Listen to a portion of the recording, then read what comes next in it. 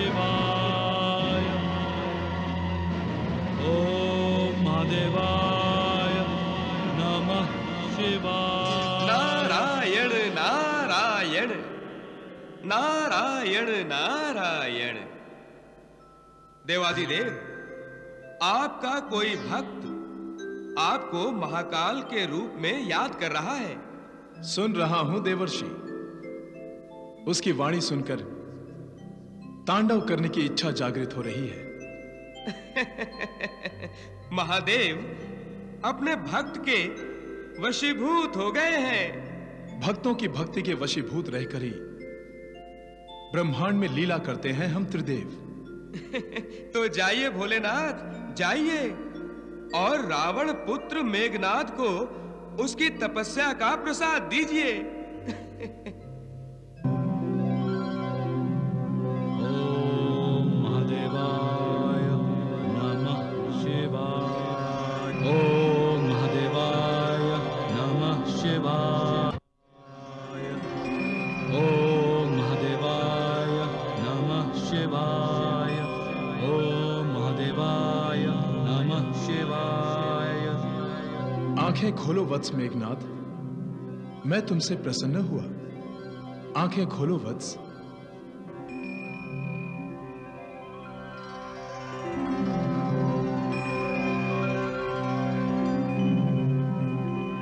आप महादेव, आप? तुम मेरे भक्त हो, और जब कोई भक्त मुझे सच्चे मन से स्मरण करता है तो मैं उसे दर्शन अवश्य देता हूं। बोलो वत्स, क्या इच्छा है तुम्हारी? कृतार्थ हूं मैं आपका और अपने पिताश्री का, जिनके आदेश और परामर्श से मैं आपके दर्शन करने में सफल हुआ, धन्य हुआ। महादेव, आपके चरण शरण में अमोघ अस्त्र शस्त्रों को प्राप्त करने की कामना लाई है। तुम्हारी कामना अवश्य पूर्ण होगी मेघनाद। वत्स, काल चक्र, धर्म चक्र और ऐन्द्र चक्र अपने में आत्मसात कर लो।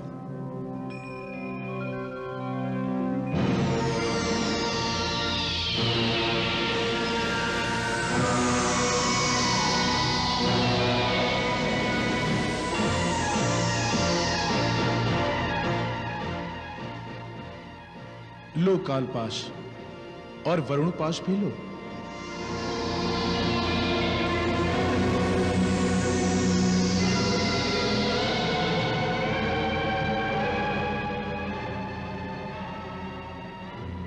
जब भी तुम मंत्र से अभिषिप्त करके जल छोड़ोगे तो ये सारे अस्त्र तत्काल प्रकट हो जाएंगे और तुम इनका प्रयोग प्रतिरोध के रूप में अपने शत्रुओं पर कर सकोगे। मैं आपका कृतार्थ हुआ प्रभु, मैं आपका कृतार्थ हुआ। वत्स मेघनाद, मैं तुम्हें अदृश्य चक्र भी प्रदान करता हूं, जिससे तुम युद्ध करते समय जब भी चाहो अदृश्य हो सकोगे।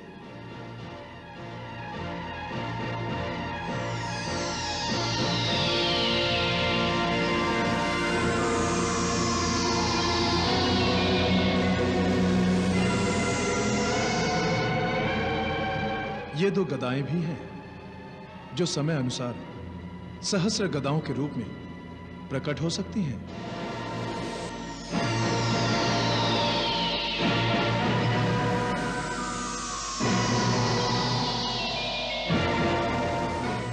हे आशुतोष, आपने तो मेरी कामना से भी अधिक मुझे दे दिया। आप बड़े दयालु हैं प्रभु, आपकी जय हो। एक बात का ध्यान रखना वत्स, जब कोई 12 वर्षों तक ब्रह्मचारी रहने वाला योगी एकांत में तुम्हारे सम्मुख आएगा, तब तुम इन सारे अस्त्रों की शक्तियों को भूल जाओगे। कभी भूल कर भी एकांत में किसी ब्रह्मचारी के दर्शन मत करना। बड़ी कृपा की कृपालु, बड़ी कृपा की। तुम्हारा कल्याण हो।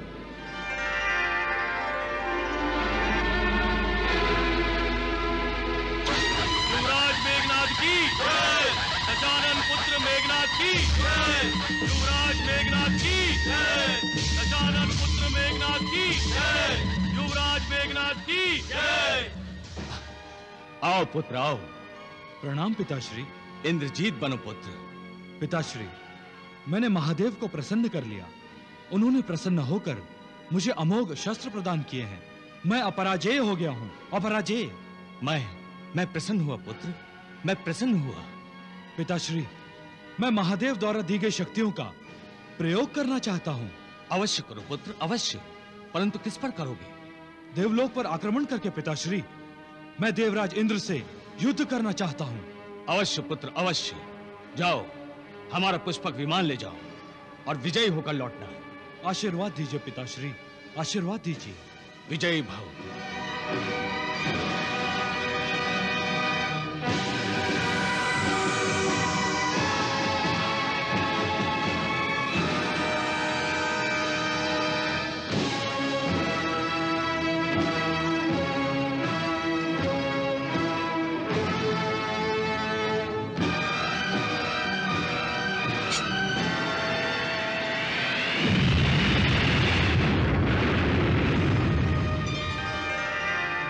देवेंद्र, मैं तुम्हें युद्ध के लिए ललकारता हूं। यदि तुम कायर नहीं हो तो आकर मुझसे युद्ध करो। मेघनाद, युद्ध की इच्छा उचित नहीं है। तुम्हारी महत्वाकांक्षा तुम्हारे साथ साथ तुम्हारे अपनों का भी विनाश कर देगी। देवेंद्र, मैं तीनों लोगों को दिखा देना चाहता हूं कि मैं अजेय हूं। तुम भी अपने आप को अजेय समझते हो ना? आज मैं तुम्हें पराजित करके त्रिलोक को अपनी शक्ति का साक्षात्कार कराना चाहता हूं। सावधान!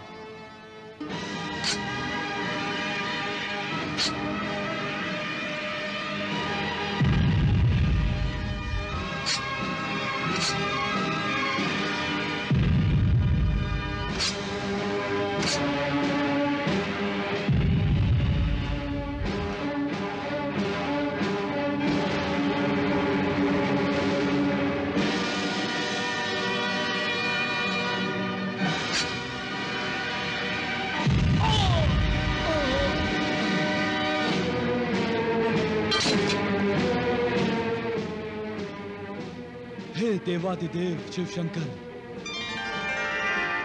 आपके दिए हुए महास्त्र का प्रयोग करने जा रहा हूं। आप मुझे आशीर्वाद दीजिए।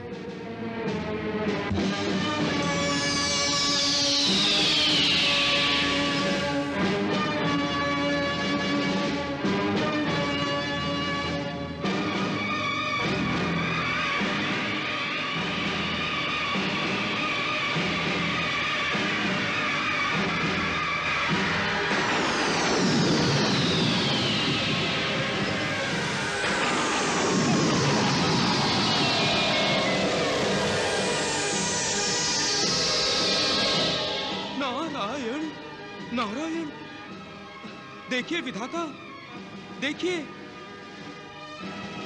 मेघनाद ने देवेंद्र को बंदी बना लिया। देवेंद्र, चलो, मैं तुम्हें लंका ले चलता हूं। रुक जाओ मेघनाद। वत्स, तुम्हारी क्षमता से मैं अत्यंत प्रसन्न हूं। तीनों लोकों पर अब तुम्हारा आधिपत्य हो चुका है।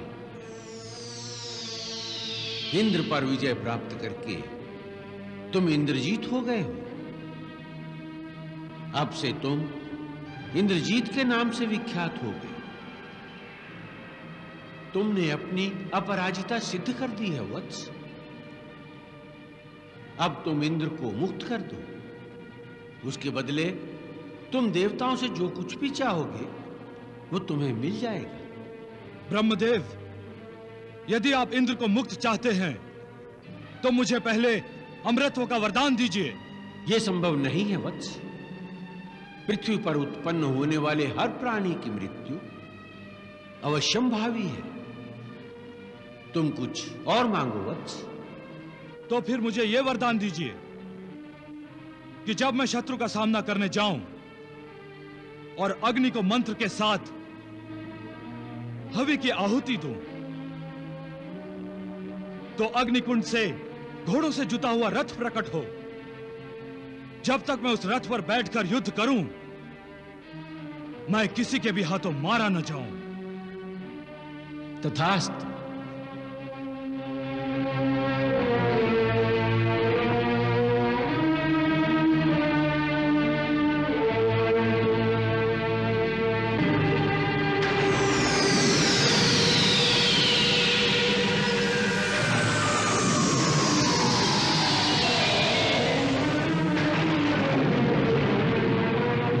नारायण नारायण।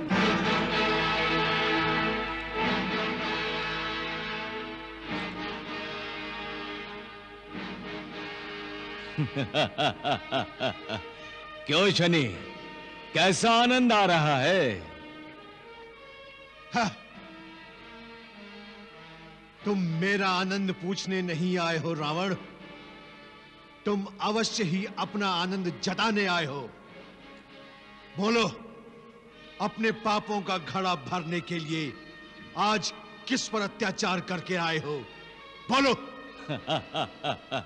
मैं तुम्हें एक शुभ समाचार सुनाने आया हूं। मेरा पुत्र मेघनाद इंद्रजीत हो गया है। उसने इंद्र को पराजित कर दिया है शनि, पराजित कर दिया है। क्यों, अब हंसी नहीं आ रही है? हंसो हंसो शनि, हंसो। अब संपूर्ण त्रिलोक पर मेरा अंकुश है, मेरा। यदि मैं चाहूं तो अपनी क्रोधाग्नि से संपूर्ण त्रिलोक को भस्म कर सकता हूं, भस्म। अब तेरी लंका जलने का समय आ गया है रावण। मूर्ख शनि, अब भी तो रावण की शक्तियों को नहीं पहचानता। इंद्रजीत, मेघनाद और अनुज कुंभकर्ण की शक्ति और सामर्थ्य को पहचान और अपने भविष्य के बारे में सोच। ये काल कोठरी ही तुम्हारा निवास स्थान है और यहां घुटते रहना ही तुम्हारा भविष्य है।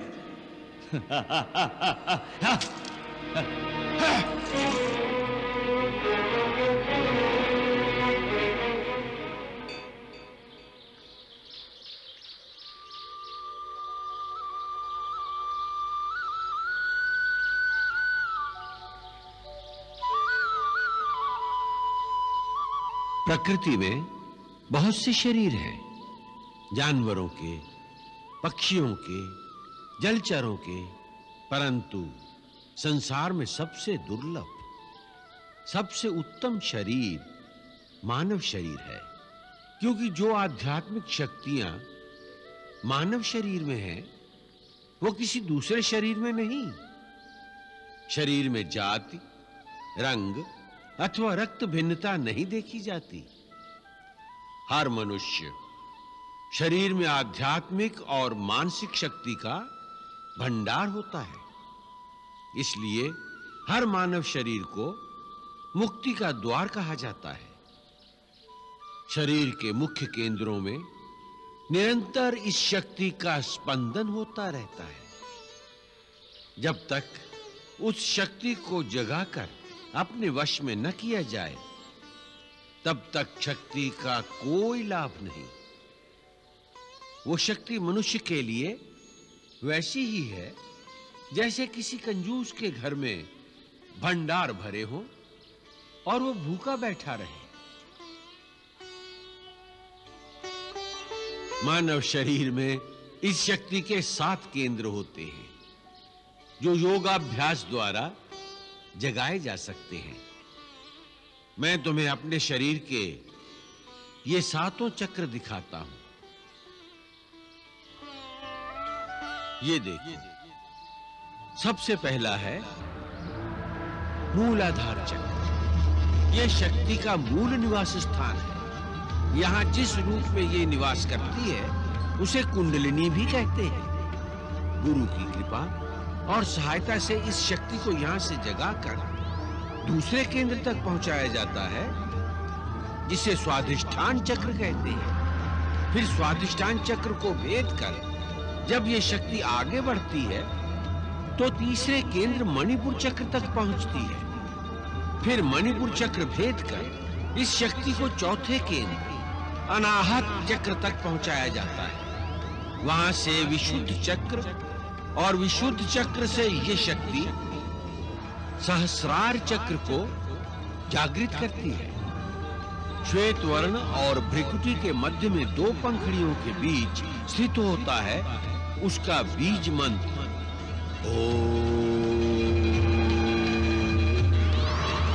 यदि इस परम शक्ति का दुरुपयोग किया जाए या इसमें कोई भूल की जाए तो फिर ये शक्ति बेकाबू हो जाती है, जिससे साधक भटक जाता है। और सावधान, भटका हुआ साधक भयंकर होता है। वो इस शक्ति से दूसरों का भी नाश कर सकता है और अंत में यही शक्ति उसका भी नाश कर देती है। इसलिए यह आवश्यक है कि गुरु की आज्ञा और सहायता के बिना यह अभ्यास न किया जाए। जब यह शक्ति जागृत होती है तो सब केंद्रों में ऊर्जा और तेज का एक ऐसा वेग होता है जैसे गंगा का प्रवाह हो। उसका तेज कई सूर्यों की तरह प्रकाशमान होता है। कुंडलिनी जब आगे बढ़ती है तो साधक को चेतना की अलग-अलग परतों का अनुभव होता है, यहां तक कि जब वो छठे चक्र का भेदन करके सहस्रार तक पहुंचती है तो योगी पूर्ण समाधि में लीन हो जाता है, जहां प्रकाश ही प्रकाश है। वहां पहुंचकर एक अलौकिक आनंद की अनुभूति होती है, जहां मानव की चेतना आदि और अंत की सीमाओं को पार कर जाती है। वो परम चेतना परिसीमा है, जहां तीनों काल और समस्त लोक सदैव प्रकाशित रहते हैं, सदैव प्रकाशित रहते हैं। अरे नारायण नारायण, देख रहे हैं विधाता, देख रहे हैं गुरु विद्या निधि को विद्या दे रहे हैं। योगेश्वर को योग सिखाया जा रहा है। क्या महर्षि वशिष्ठ नहीं जानते कि राम परब्रह्म के अवतार हैं? वत्स, ब्रह्म ऋषि वशिष्ठ सर्वज्ञ हैं। तो फिर परब्रह्म को साधारण बालकों की भांति क्यों पढ़ाया जा रहा है? पुत्र, यह मर्यादा है। राम इस समय मानव योनि में है, अतः राम को राम के मूल रूप का ज्ञान देना आवश्यक है। जैसे झिल्ली में गर्भ और काई में स्वच्छ जल छिपा रहता है, वैसे ही मानव संस्कारों, प्रारब्धों, पाप, श्राप में मानव का मूल ज्ञान छिपा रहता है। महर्षि काई को हटाकर अमृत जैसे जल का बोध करा रहे हैं। तो क्या मानव अवतार में परमात्मा भी अपना स्वरूप भूल जाते हैं? वत्स, प्रकृति के अपने नियम हैं, उसकी अपनी मर्यादा है, अपनी सीमा है। उज्ज्वल आत्मा का प्रकाश उजला ही होगा, किंतु गुरु को ऊपर पड़े आवरण को हटाना ही पड़ता है। पुत्र, गिरति विनाशयति अज्ञानम अंधकारम छ गुरु, अर्थात जो अज्ञान अंधकार के आवरण को नष्ट कर देता है वही गुरु है। हाँ।